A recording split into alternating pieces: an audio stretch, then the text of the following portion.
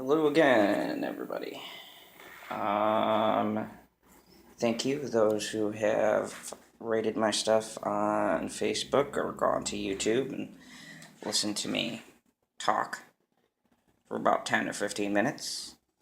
Anyhow, um, this is the first portion of my reviews. Still super excited about The Walking Dead coming out, which would be this Sunday. However, I am doing the little known show that is a personal favorite of mine. It is on Cinemax for all of you who don't have it. For some strange reason, they don't have a DVD release, which is kind of funny for a show like this that has a decent enough following. To cash in on more money, I'm sure after the show ends, they will release all the seasons subsequently following DVDs, or maybe they just have them in different regions. Anyways, the show is called Banshee. It's a show that I discovered a while back. I got in late at about towards the end of the first season, and well, it really captured my interest, and it's captured the interest of a lot of people. Weirdly enough, Cinemax is putting an end to the show, which is kind of strange considering that the show has a decent enough following to keep it on. I don't know if this was a decision made by executives or if it's just one of those things where it had ratings but not where they wanted them to be. It was gaining momentum, and honestly, critics praised the show. It's kind of a weird take in the action genre, but to start off with, I wanted to give a brief overview before I start reviewing this new season coming out, which is season 4 and the final season. This show struck me because of the uniqueness of how it's done. First and foremost, I guess being from New York, and anyone who will read this who is from New York knows I have a fondness for all shows based in New York City. This one, they never really give you a location, and what makes the show so intriguing is a lot of the style of the show is done very vaguely. 3 seasons into this show, and even the main character of the show remains a mystery, which I find very interesting. Because unlike normal shows of like Breaking Bad or any of those shows that I find great that are highly acclaimed, show starts out with a character arc where you know where the character is, and then it slowly explains how the character changed. And I'm using Breaking Bad as a reference point because that's the best one I can think of. You knew who Walter White was before the show got really underway.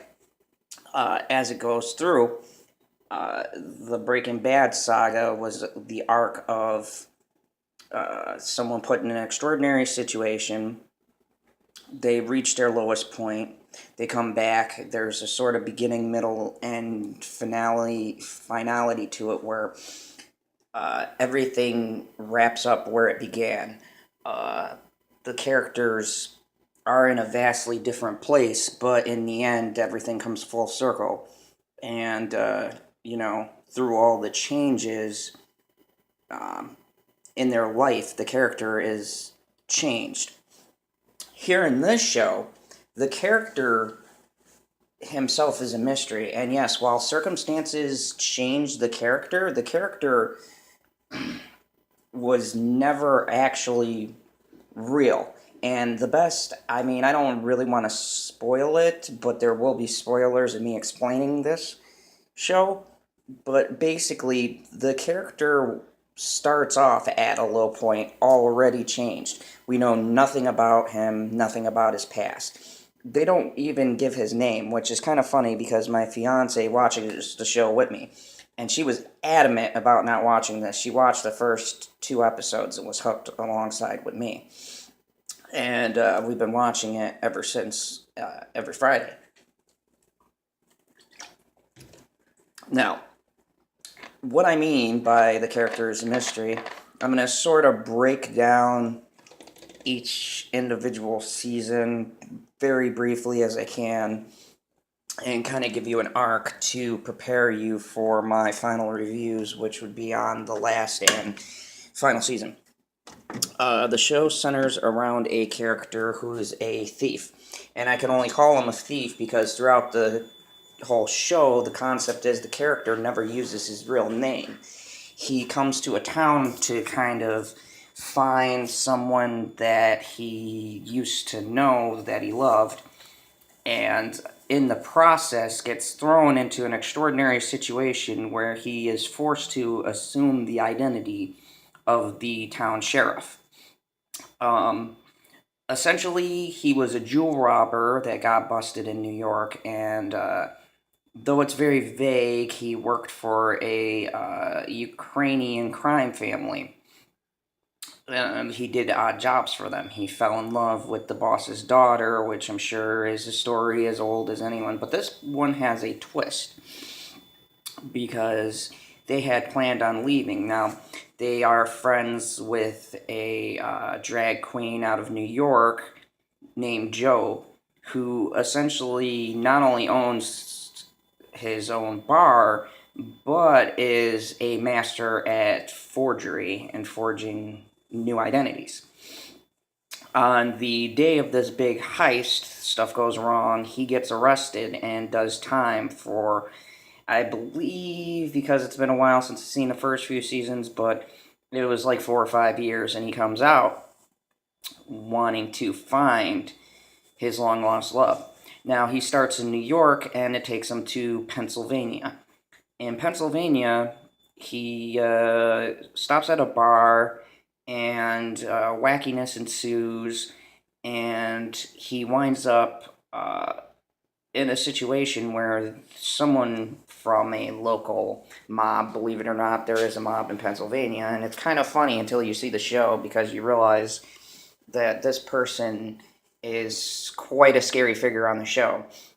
But long story short, they go to make a collection, and the person who's soon to be town sheriff tries to intervene, winds up getting shot and killed.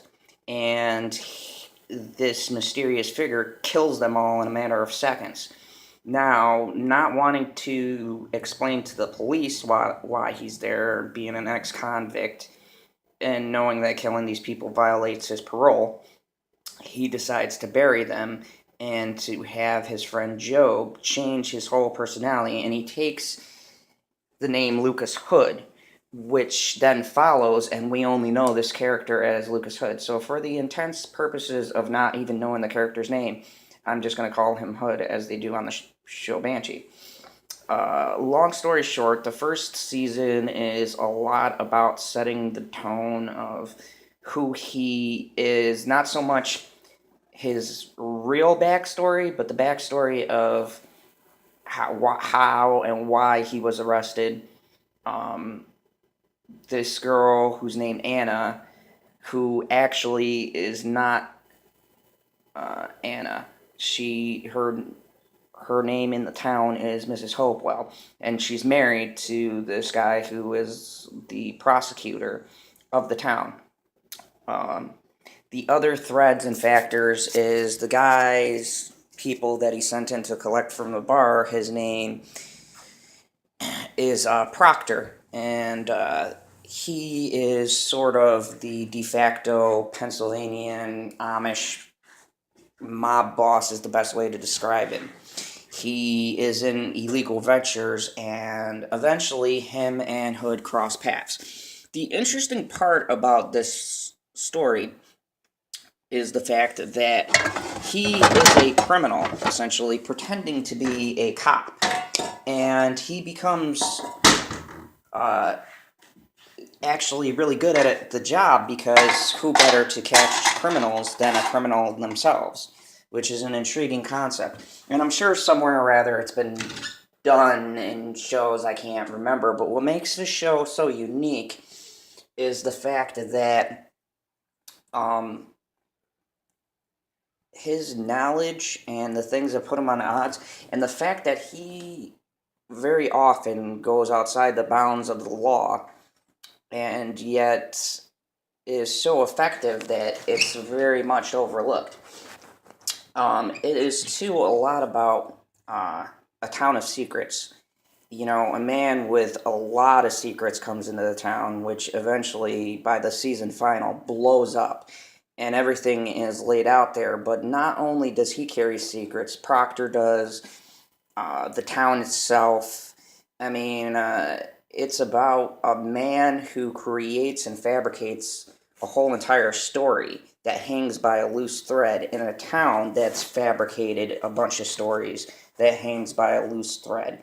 But the main points is this Proctor character is into a lot of shady things, and the more Lucas pulls that thread, the more he sees he's in town, and he kind of makes a vow to take this guy down after seeing him. And the Proctor has been able to buy off most of the sheriffs that have blown through the town, and he can't be brought because obviously he's a criminal.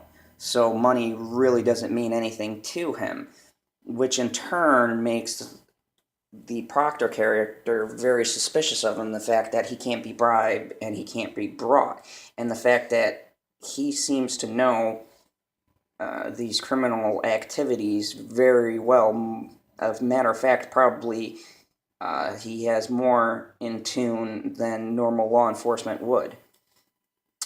This creates a sort of miniature showdown and a few arcs between him and the Proctor.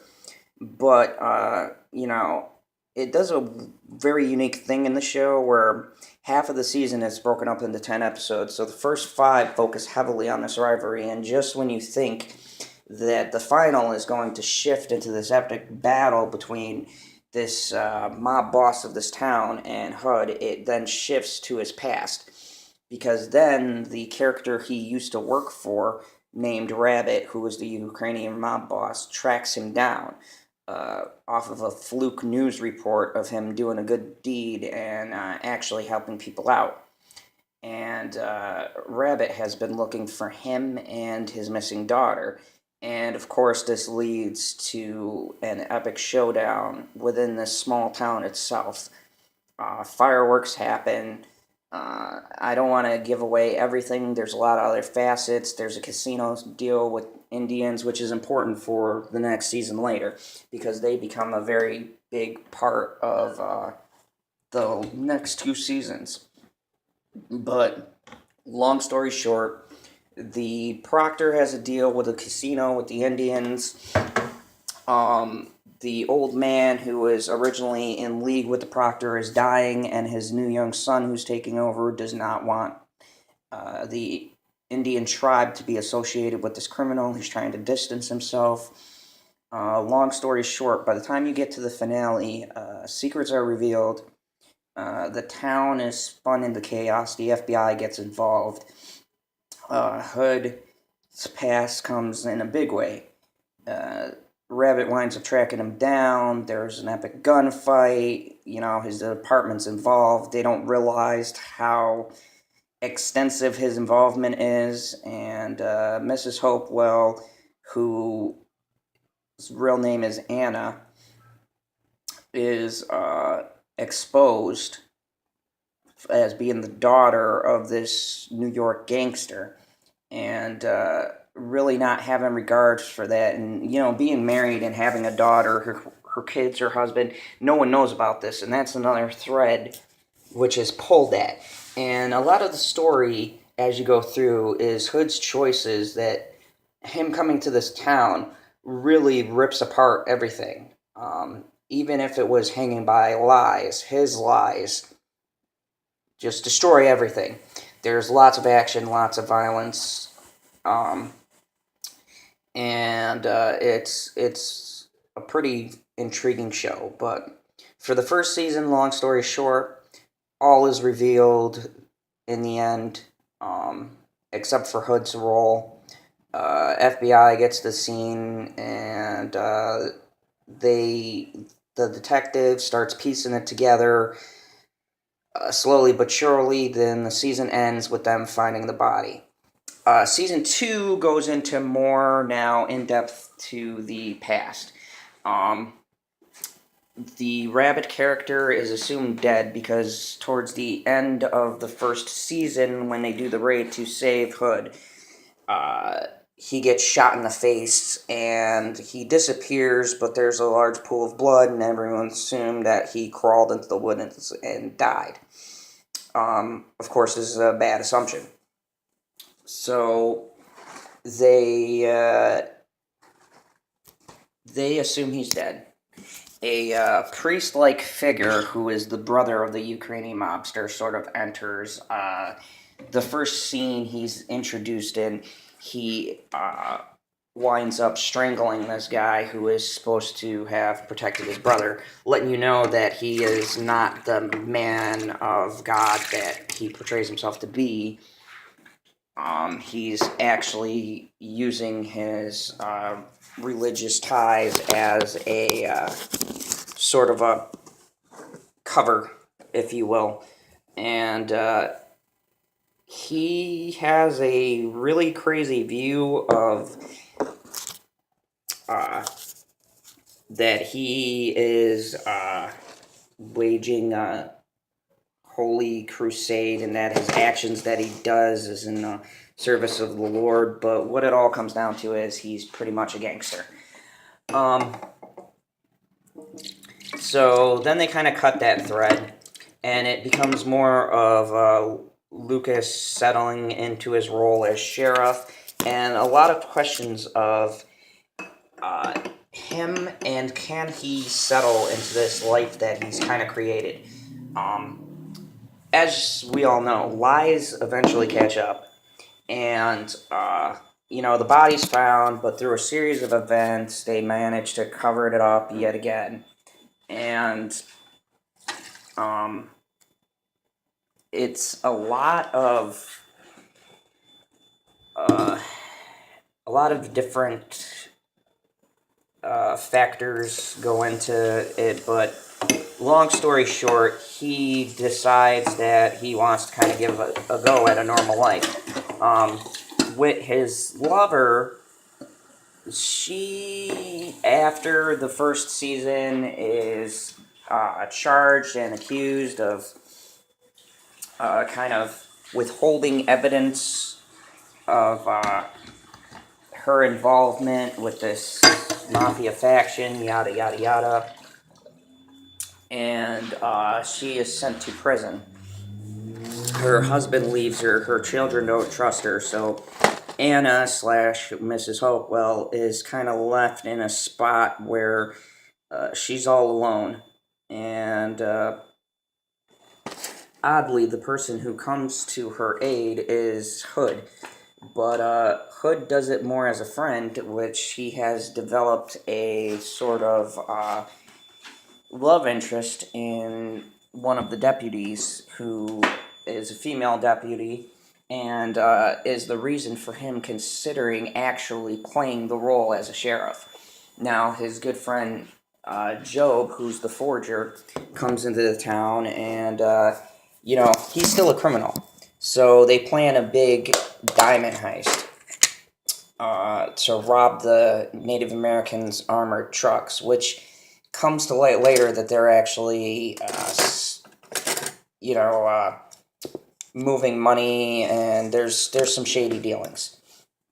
So he sees himself as kind of a Robin Hood figure. He's just taking crooked money, and it comes to a point where his fake police life is colliding with his actual life and who he is, which is a bank robber and a jewel thief. And so he hits a moral dilemma, yada yada yada. As we go through the second season, we find out that Rabbit is in fact alive. Big shocker. that the church person who's his brother has actually been harboring him, and in fact helping him to mend his face. And they, of course, send people to kill him. As we know, there's 4 seasons, so they epically fail. The season ends where the Indians' chief's son, who has had dealings with Proctor now, he starts to realize that Proctor is a necessary evil to get stuff done that he wants to get done. But at the same point, becoming the tribe's leader and realizing what he has to give up, he kind of goes into a tailspin. And by the end of this season, there is Proctor's niece, who has come to live with him, and she sort of has her own battle and her own secrets. And she starts to get into her uncle's business. And, she starts to really like the power and, in a sense, like, becoming completely unhinged mess. And she becomes kind of a de facto boss when he gets locked up because Hood finally puts together some evidence. There's other storylines, but needless to say, Hood and Proctor are, throughout this whole series, locked in sort of this tug of war. He'll help him, they'll help each other, it's a love-hate, but there's always that resentment. And a lot of it is maybe they represent or they recognize the evil within each other, and they just cannot exist together in the same space. I have no clue. It's very intriguing, but it's very vague as to why they don't get along. I don't know if it's opposing forces, they see the evil in each other, or, they know that the other one is full of crap, basically. Whatever it is, they continue their sort of their tug-of-war battle, You lock me up, I get out, I fight you. It's almost as if they're in a friendly game of cat and mouse. It's not really serious, but yet it is. There's some kind of just a draw for these two people to always be at each other's throat, which I think will play big in the final season. I think it's going to finally come down to a battle between those two. It's been building up for 4 years. But anyways, in this latest skirmish, Lucas Hood goes outside the law, big surprise there, and he finds a little weapons kind of cache that Proctor keeps in his basement, which he illegally searched. And, the deputy who's in love with him figures out that he kind of went against them, and she is more upset that they're lovers, but he kind of used that to make her as a witness and kind of force her into sanctioning his warrant. I mean, it's a lot to take in, so basically it's definitely something you'd have to watch, but long story short, it kind of pulls her into his lie. But at this point, he has crossed the line and done something. I'm not going to say every plot point, but there's a significant plot point that causes Hood to kind of go back after Proctor and really want to take him down. So, he goes through the song and dance. He finally does get him. I mean, it's not looking like the charges will stick, but there's very compelling evidence. And right at this time, the young Indian chief, whose name is Long Shadow, that's the one whose grandfather passed away and left him the mantle, sees this as an opportunity. And him and Hood kind of team up. He has no illusions that the Native Americans do in a way, owe Proctor and that there's some kind of shady dealings, but at this point, he really doesn't care. He just wants to get him any way that he can. So he found the gun depot. The chief's stepson uses his books, which there are numerous shady deals, to kind of try to drive the proverbial nail in Proctor's coffin. This is a turning point for the niece, who becomes a bigger player in all this. And she is the one who's de facto owning the business. And she has a few choices, and the season is about the choices of her, whether or not she's going to commit to this new role of just being downright vicious and evil.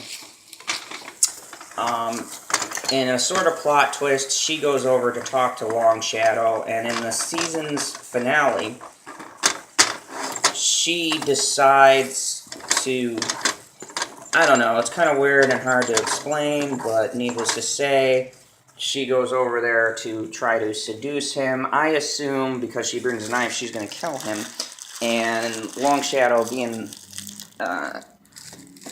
the perceptive person that he is, figures out that she's trying to kill him during the act of, sleeping together, to put it mildly. And,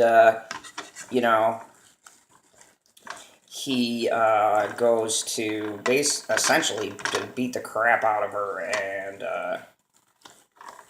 disarm her. And I'm assuming he was going to kill her, but she gets the upper hand, and she kills the chief of the Kanaho tribe. This would later spark a huge war and bring in my favorite character, who's this big Native American dude who's probably inhuman. It was me and my fiance's favorite character. His name is Justin, but he's just the most massive Native American I have ever seen in my life. He is built like a tank, and he is a cage fighter. There's a very funny episode with Sheriff Hood looking for the killer in this, because this Amish and Native American girl are abducted. The Amish boy is abducted. The Native American is killed. It starts a big feud between the two, but come to find out, it was someone who lost their lid in the Amish community who did it. But anyways, long story short, between that and there is also the sister of Long Shadow, whose story is very vague, but she's sort of a person who fixes problems. She uses a tomahawk to assassinate people. Bad chick. This leads into season 3. Now, there's another bunch of plot points and stuff, but I don't want to spoil it. But main characters die, and Rabbit does wind up dying at the end. He's not really a main character, but more of a secondary character, but he departs from the show. It kind of ends with, once again, Hood and Carrie, aka Anna, in a weird spot. And, Hood wanting a normal relationship, and then finally starting the relationship with the deputy that he has fallen in love with. At the end of this season, though, the deputy finds out that Hood is not the man that he claims to be. And that is where we pick up season 3. Season 3 is a lot to do about secrets and lies, and how some of those lies wind up hurting the people around him.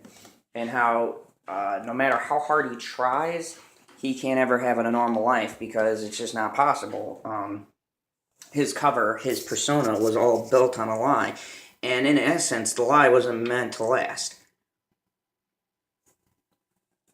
So, we enter the season. The Amish and the Native Americans have started to go to war. Justin comes from Louisiana, where he starts a whole bunch of stuff. He attacks a military convoy, heavily arms the Native Americans, and they prepare to go to war with Proctor. While Proctor is entrenched in this sort of brutal war, also on the other fronts, there is still unfinished business between him and Hood. Um, there's a new threat for Hood where he tries to rip off a military base with thousands of dollars of cash that this corrupt military general had been diverting funds that were supposed to be used for the military and keeping it for himself. These are all special ops people who don't exist that they decide to rob. The first half of the season deals a lot with this war and with this robbery. The second half of the season is basically the aftermath of them robbing this military commander and how he just goes after every one of them. And, I mean, this is Spec Ops, so there's not really anywhere that they can hide. They steal money from mercenaries. After a long and embroiled battle with the Native Americans, Justin kills a main character close to Lucas.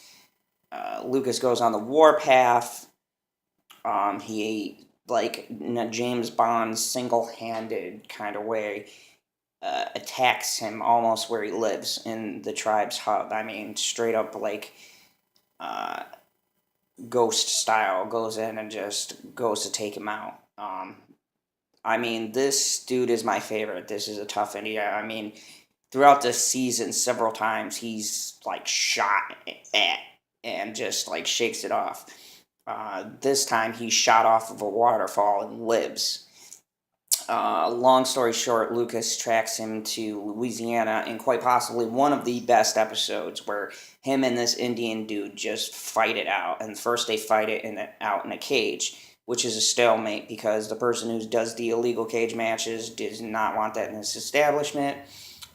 You think there's going to be a return battle, but Justin takes it to him and attacks Hood in his hotel room. They battle, throw each other off a balcony.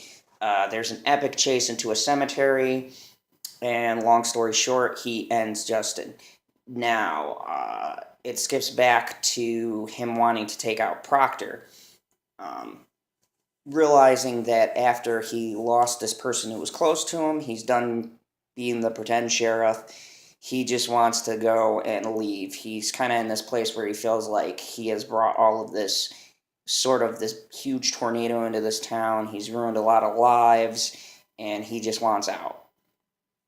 But before he could do that, the military comes back.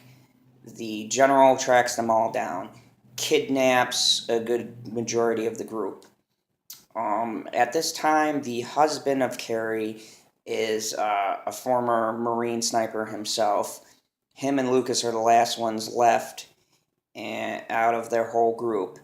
And in a sort of badass style, you find out that Lucas Hood was in fact himself a government assassin of sorts. He was special operations and did secret missions for the government, which could not be done under normal circumstances. Sort of a person who did the jobs that no one wanted to hear about, and on one job where he meets Job and he's sent to kill him, he can't kill him. So he disappears, loses his name, loses his identity, and then hooks up with the Ukrainian mob, and here we are pretty much at the beginning of this whole long journey. And that's only a fraction of who he really is, because still we don't know his name or where he grew up or where he came from, only that he had an alcoholic father and that he joined the service as a way to escape from whoever he was before he joined. They stop the general. Job, their best friend, gets kidnapped. It's later revealed Job was a world-class hacker, which Lucas was sent to kill. They became friends. They both disappeared off the grid. He did his own thing. Lucas did their own thing, and they were lifelong friends. The season ends with a all-out huge firefight. Carrie's husband dies defending them. So Carrie pretty much loses everyone close to her. Lucas, in the moment of trying to console Carrie, doesn't realize that Job's been kidnapped. Job is taken on a helicopter and flown God knows where, probably some kind of secret base, because these are all government hired mercenaries, and Job is considered a wanted terrorist for hacking into government systems and whatnot. So that is where we are right now. Season 4 is the end. The promo is everything comes to an end. And it definitely looks to be exciting. So this has been my long-winded explanation into Banshee and why it should be watched. And hopefully you will tune in for the reviews of the upcoming episodes and my review of The Walking Dead. Thank you very much. God bless.